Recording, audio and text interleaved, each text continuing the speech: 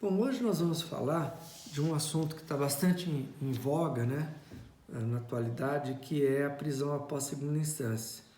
Esse assunto ficou mais ainda em evidência após o julgamento pelo Supremo Tribunal Federal de duas ações diretas de constitucionalidade, não de inconstitucionalidade, constitucionalidade. E constitucionalidade do quê? Constitucionalidade do artigo 283 do Código de Processo Penal, que diz que ninguém pode ser preso antes do trânsito em julgado, exceto em flagrante delito ou em cumprimento de medida cautelar. É isso que diz o artigo 283. O Supremo Tribunal Federal decidiu que esse artigo ele é constitucional. O que o Supremo quis dizer? Que esse artigo 283 do Código de Processo Penal ele está em harmonia com o que diz a Constituição Federal. Basicamente é isso que o Supremo disse. E o que é prisão cautelar aqui que fala o artigo 283? É a prisão temporária e a prisão preventiva.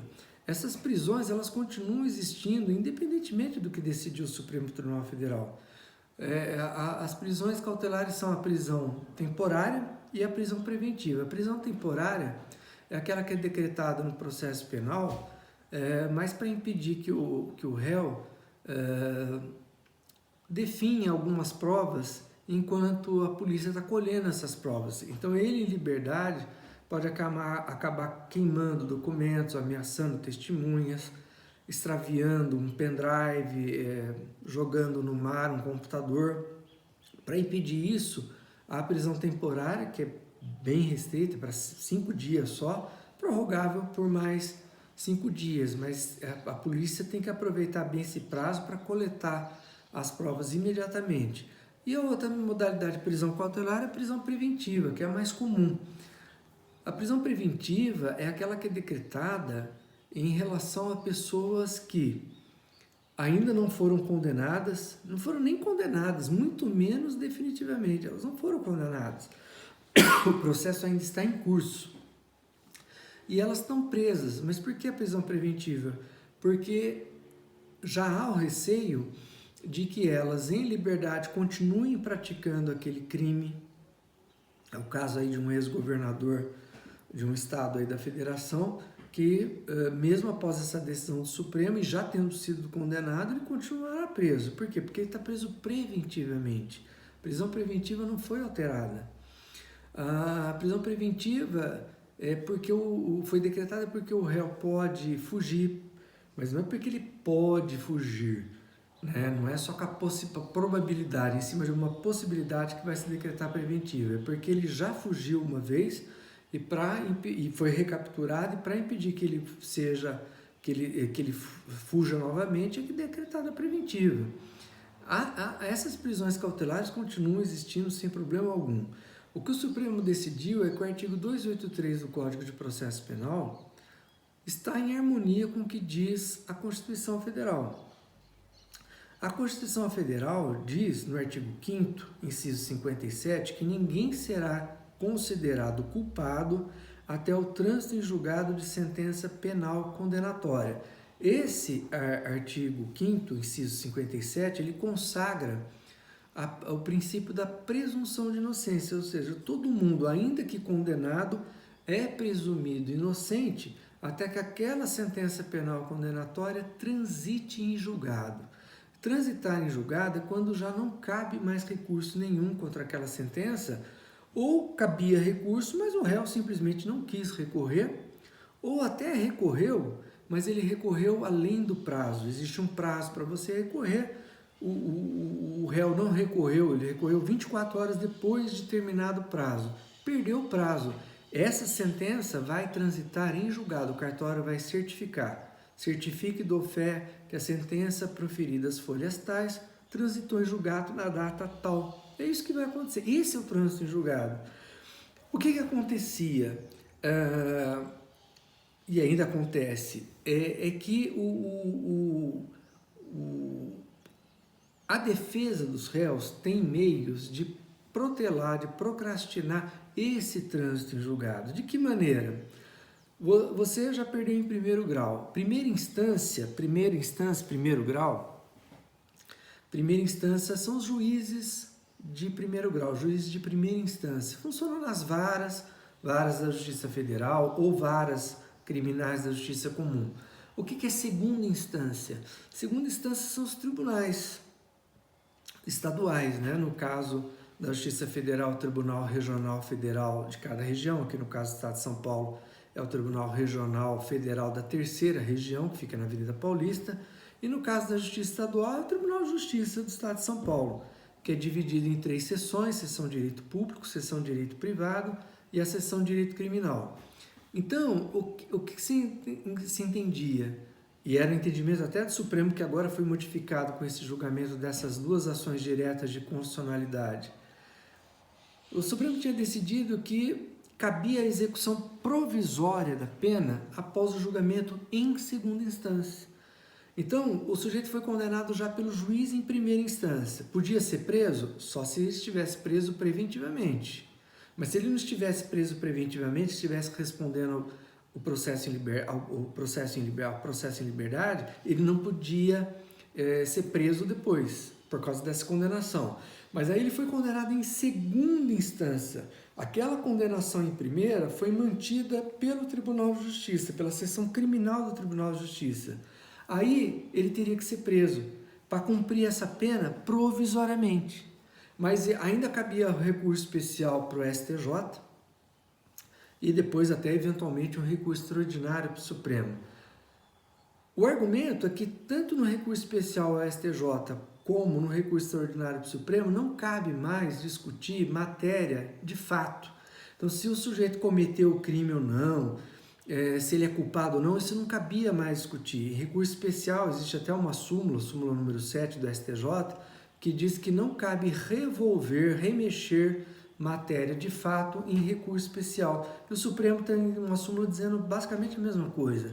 Então se entendia assim, bom, se o sujeito já não pode mais discutir matéria de fato, só pode discutir matéria de direito, então não tem mais como ele ser absolvido. Aquela condenação vai ser mantida.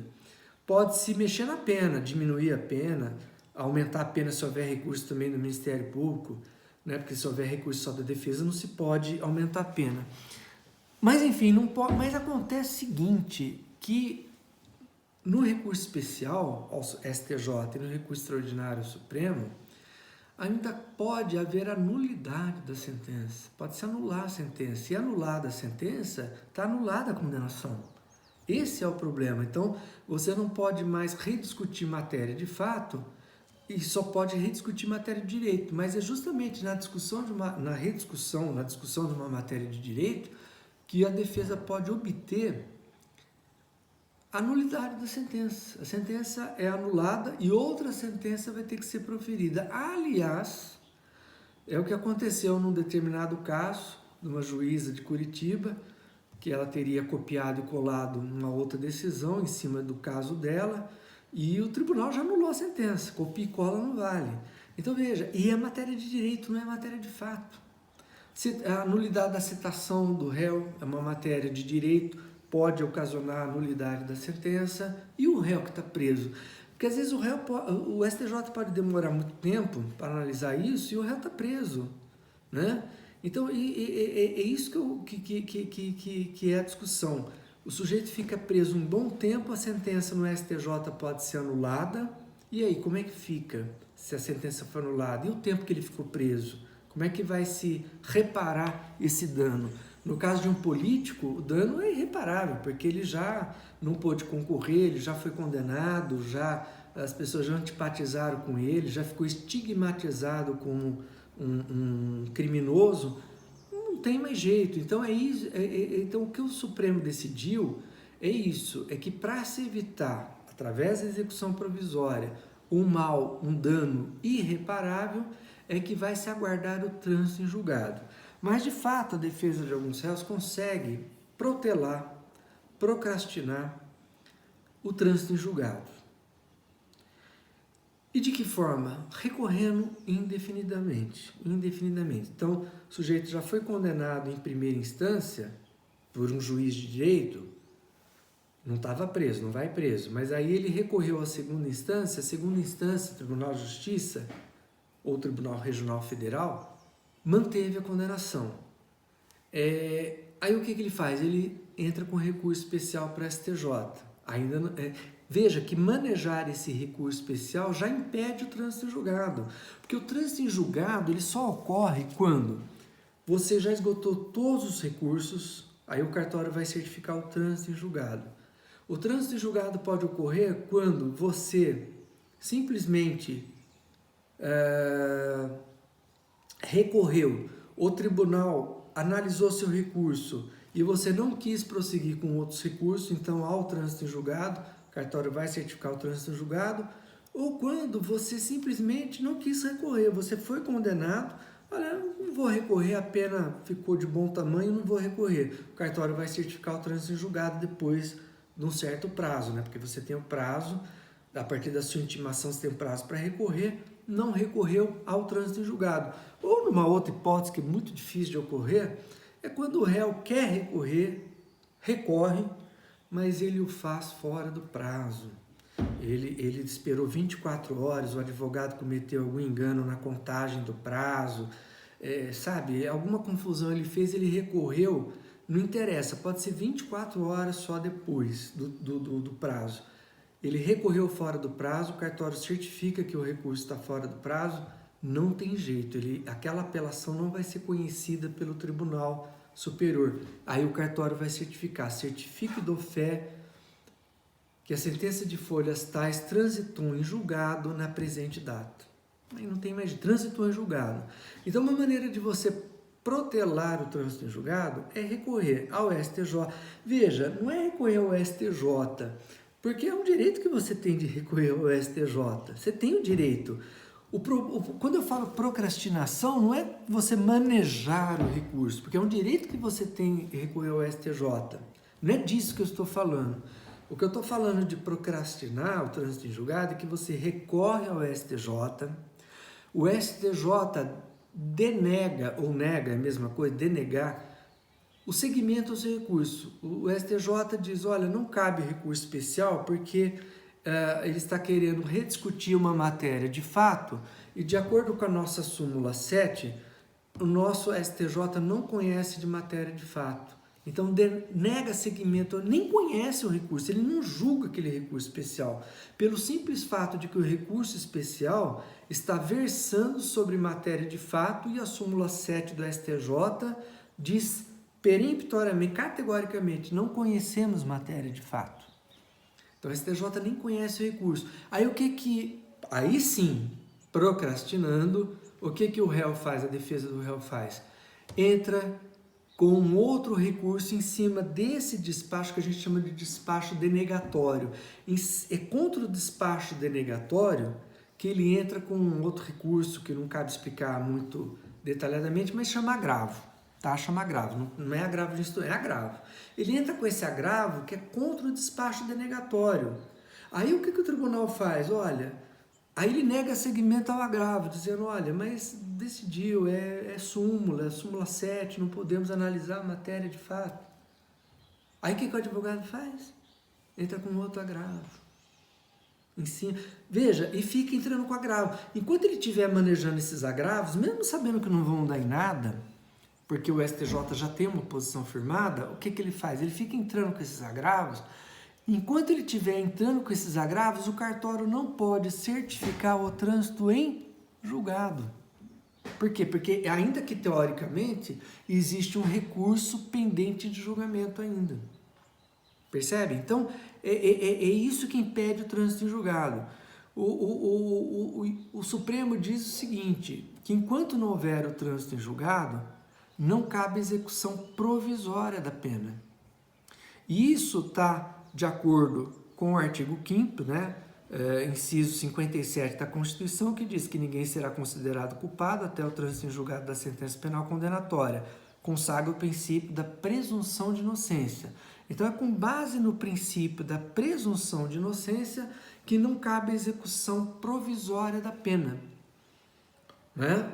Então, agora, só depois do trânsito em julgado, ou seja, o réu foi condenado em primeiro grau ou primeira instância, mesma coisa, pelo juiz. Aí ele recorre ao Tribunal Superior, Tribunal de Justiça ou Tribunal Regional Federal, no caso da Justiça Federal, se ele tivesse sido condenado pela Justiça Criminal Federal. recorre. Ele recorre ao quê? À segunda instância, é o tribunal imediatamente superior. Perdeu lá também, aquela condenação do juiz foi mantida. Foi mantida. Antes do julgamento do Supremo, ele teria que se recolher à prisão para cumprir essa pena. Só que essa pena, porque no recurso, aí ele pode recorrer ao STJ manejando um recurso especial. Tudo bem, o STJ ele não pode analisar a matéria de fato, mas se o réu estiver